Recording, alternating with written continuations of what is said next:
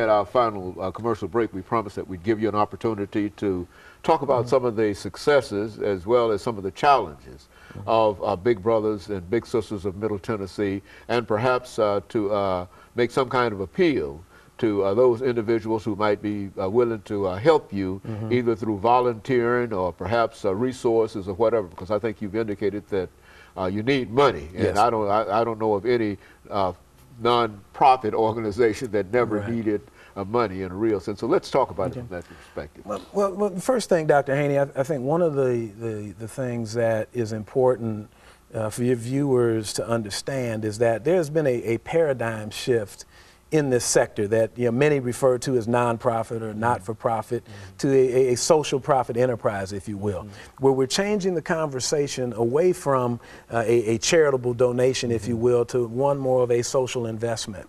Because when you're putting your time, when you're putting your talent and your treasure into organizations like Big Brothers Big Sisters and other youth-serving organizations in particular, you're investing in the future of the community for all, not just those that come through our program. You're investing in better schools, you're investing in safer streets, you're investing in healthier communities, because really it's all about helping children make better choices.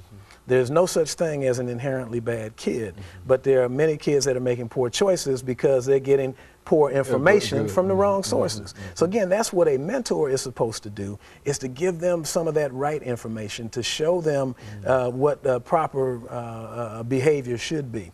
And one of the challenges that we quite frankly face is that with that old mentality of a charitable donation, they keep organizations like ours in almost a welfare state, where we're concerned about sustainability each year rather than attracting the requisite growth capital that we need to build these businesses, and they are businesses, to the scale necessary to serve the needs of the community. I told you at the very beginning, we served over 2,500 kids last year, but the need is greater than 75,000. That's right. And the only thing that holds us back are the two critical resources. One obviously are the volunteers to come in and serve as mentors, and we also create jobs, by the way. We've doubled our staff size since I started, and so we're creating career opportunities. But then the other thing, and the most important thing, is the money.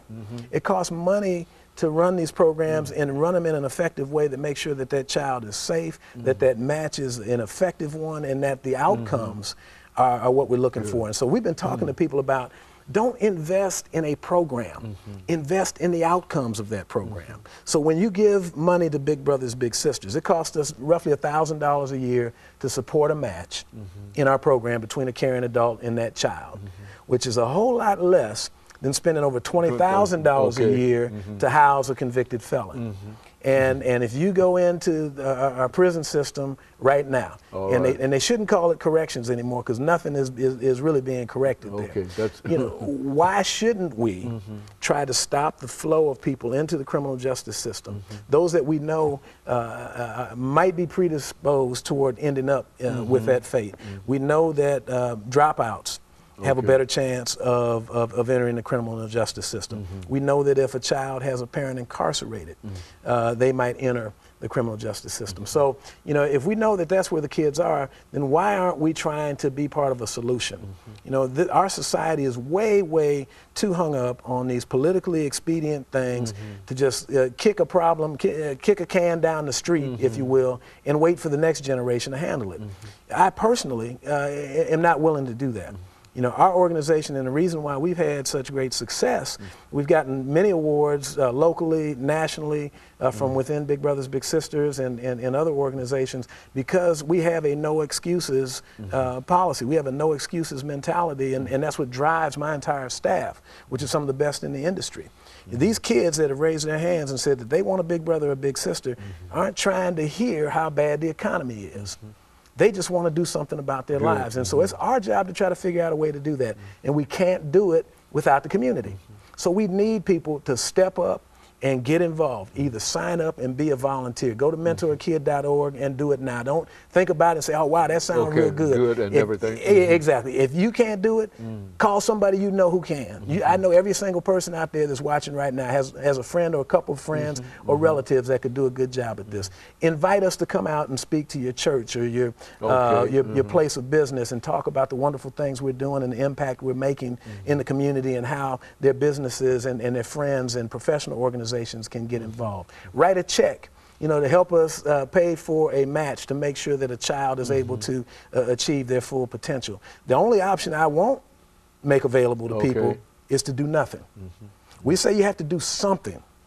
Whether it's with us or somebody else, do something with these kids. You got to get involved. Because guess what? If you sit back on the sidelines, if you watch the news and complain about what's going on in our neighborhoods, if you listen to it on the radio and you see some of these things and you have been sitting there on your couch and you haven't gotten in the game, you're part of the problem. That is part of the problem. That is part of the problem. So we're just saying, get involved, get engaged, do something. There's something that every single person out there can do. Again, they just go to mentorakid.org. There are all kinds of ways that they can get involved with Big Brothers Big Sisters. It's a proven, evidence-based program. It works. We've done a lot of research, and we've had studies of former littles who have gone on to do well. For instance, Blaine Bishop, former star with the Tennessee Titans, is a former little brother. He's on our board of directors and is doing a great job, and he's out there as a spokesperson for us locally, nationally. And there are people that you would be surprised that think they're too busy for this. They get it done. I mean, we're talking about people that already are dads or moms that are chipping in and manning up and womaning up, if that's a term. And like I said, I again just want to highlight the need for more guys, because as much as we love a child, especially a young boy, having a mentor, we've got far too many women that are mentoring young boys now because we can't find enough men. So and guys, that's the big sister part of the organization. Speak to that big sister. Well, I mean, how do you work those two? Same thing with it, that's women mentoring young girls, showing them how to grow up and be a woman. And you know how it is, Dr. Haney. Women, they make us look bad in that regard, because they're going to volunteer on general principle. They're ready to step up. So you've got quite a number of women coming in and working well with it. Absolutely. We've got a number of wonderful women that are serving as great role models for young ladies of this community. So we need some of the guys, especially if they're involved in one of the fraternities, to get out there and make it happen and explode the myth that somehow all black men are missing in action when it comes to being engaged in our communities. And the only way that's going to happen is by us doing something, by getting started, getting up off the couch, and just go do what you do. And this is and speaking of financial support, this is a 501c organization, is it not? I mean, yes, it is. Yeah, and so speak to that, because absolutely. I mean, when you donate money, when you invest in Big Brothers Big Sisters, it is something you can write off on your income taxes. So there's an advantage there, and it's also, you'll see the return in your community as your schools get better, as your streets are safer, as our kids are choosing healthier lifestyles. And another frightening statistic is that I heard somewhere that by the year 2020, without some change in behavior or intervention, that 90% of Tennessee's children are going to be considered overweight or obese. That's because that's a real problem. That's a real problem, because it leads to other things. Diabetes. I'm hearing about kids 13, 14 years old getting treated for high blood pressure. Now that was unheard of when I was growing up. Yeah. And so you deal not only with mentoring, but you also attempt to change the lifestyles of children. Is that what? We are in the life-changing business. That is what we do. I mean, that really is the essence of Big Brothers Big Sisters. It is helping to prepare young people for the future. It's making sure that they have every opportunity to achieve their full potential, to have every opportunity to pursue the American dream in a meaningful way. And some of them, a lot of them that we serve, are getting locked out because they're caught on a hamster wheel or in a circumstance not of their choosing, but where they happen to be today. That's right. And they aren't getting exposed to somebody that says, hey, look, there's a better way. There's something outside of that little box that you're in right now that makes you want to say, you know what, I can fly. That's, you know, I can touch the sky. And I think that that's one of the most important things, that is the motivation and the encouragement to make a child or an adult or whoever believe that he or she is important and Absolutely. that they can accomplish some things. Let me thank you, Mr. Perry, for coming by and giving us that excellent information. And let me also encourage our audience to tune in again next week for another informative edition. Thank you and good morning.